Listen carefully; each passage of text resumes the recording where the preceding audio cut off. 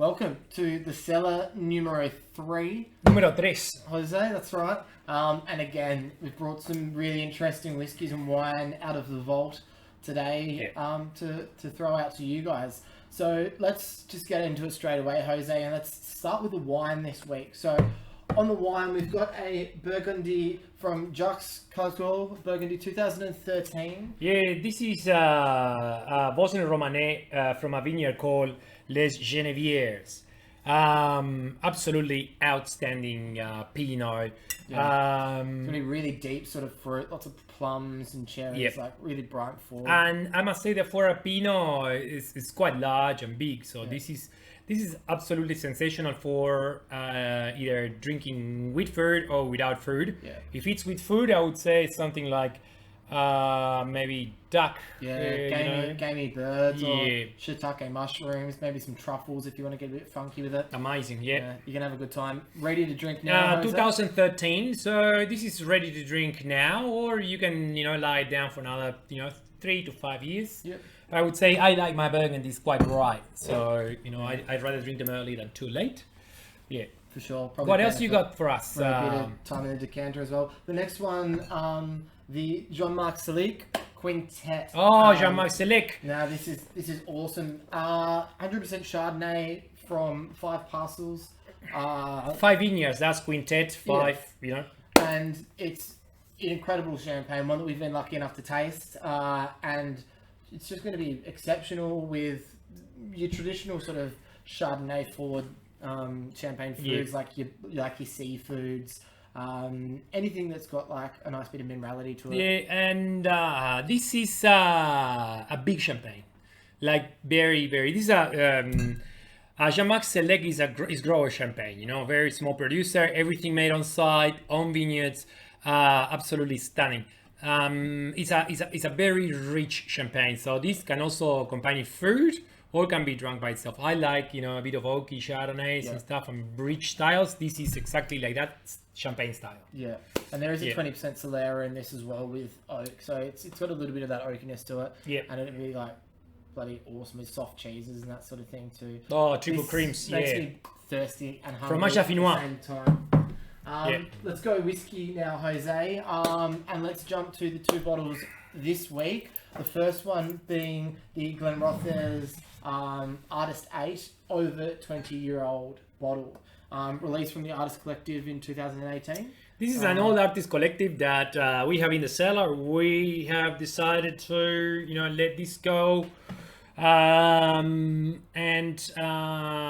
Just outstanding. Like everything coming from Maison de Whiskey from the artist range. This is a 1995-2018.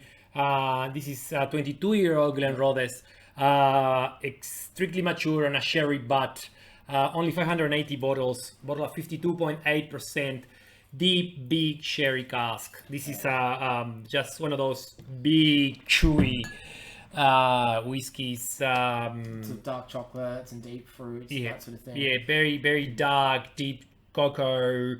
What can I say? Figs, dates, Christmas all that. cakes. Exactly.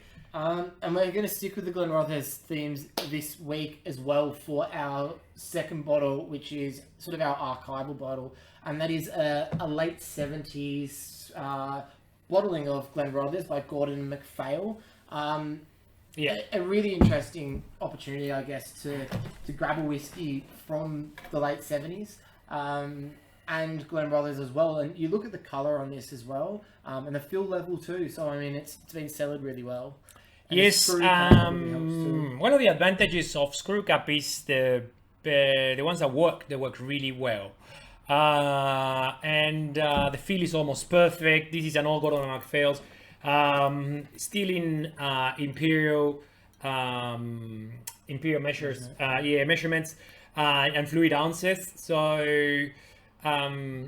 Also below we have the metric, right? So this is an Australian import where we know it is because we bought it from someone here. Australia changed from imperial to metric down in 1975. So because this has both measurements, we think it's somewhere between 1975 and 1980 when the UK changed, so they were already having both labels. So again, big sherry whiskey. And I guess sometimes whiskey from this era, you can sort of it can be sometimes a bit of a hit and miss. But with Glen Rothers like this, it's pretty well versed that they're going to be awesome because there's such big sherry holds through. There might be a little bit of old bottle effect, but it doesn't last long. Then you get your big berry, your fruit compote, your rich vanilla-y sort of notes to it. So that's a little bit of old bottle effect. We opened one a couple of years ago. Sensational whiskey. For 8-year-old, it's like stunning. I would arguably say that there's older whiskey in there, but we gotta guide us by what it says on the front label. That's it. Time for us to have a dram now, Jose. I think the Cast Bridge over 30 Artist 7. So this was a release from. This is our 30ml sample we're offering this week. A lowland distillery, a now closed lowland distillery. Casa Bridge, yes. Demolished distillery, grain whiskey, 1982, on top of my head, 1982, bottling 17. So almost 34, almost 35 years old. As we know, that's what the artists do, Lamation to whiskey with their releases. If it's 34 years old, they'll just call it over 30. Over 30, but this is a hogshead, 198 bottles. That is something that is very, very small for a hogshead, which accounts for 300 liters when you think, right? So this presents itself as like a older than it actually is in the nose. Right, a bit of I would say a bit of old bottle effect, vanilla, white chocolate on the nose. The palate, there's a little bit of licorice as well. That vanilla sort of comes through too. This is a cracking dram and sweetness. It's amazing. One that it's awesome. So I think we've got maybe about 5 samples of this to offer up. And the last couple of weeks, the samples have sold out just like that. So get onto it because this is one really worth sampling. A demolished distillery now as well, so they don't come up too often. And also a good opportunity to taste a whiskey from the 80s. So anything from the 80s, trust me, is a lot more expensive right now. So while I'm just finishing off this dram, actually I think I might sit with it for a while. I wanted to say a couple of gins that we've just got back in stock. One is the Wishbone Gin from Fonzie Abbott in Queensland. This gin is incredible. It's really super citrus forward, great with a Mediterranean fever tree tonic in a G&T, but also the packaging of it is sensational. So keep an eye out for this Wishbone Gin. I'll put that below in the newsletter as well. And of course, our Wandering Cobbers collaboration with that Spirited Lot Distillery with hundreds and hundreds of apples in there, limited to 120 bottles. Still got a couple of these left. They're going pretty quickly, so a good opportunity to grab one of those. Down below, you'll also see Owen's bottle of the week. So we're going to start doing that. Owen's going to talk a little bit about a bottle that's not quite as dear as the ones that come out of the cellar, but more ones that we've got on the shop. The uni bottle of the week. Yeah, the not cheap bottle, but the more affordable bottle. Ham Day is Owen's Day. Yeah, drinking whiskey.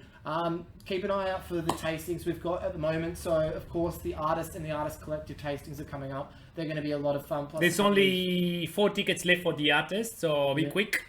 So they're gonna go like that. But thanks for tuning into the Cellar for another week. We love bringing this to you every fortnight now. It's a lot of fun. We'll see you in another 2 weeks' time and chat about some new wine and whiskey as well. Salud. Ciao.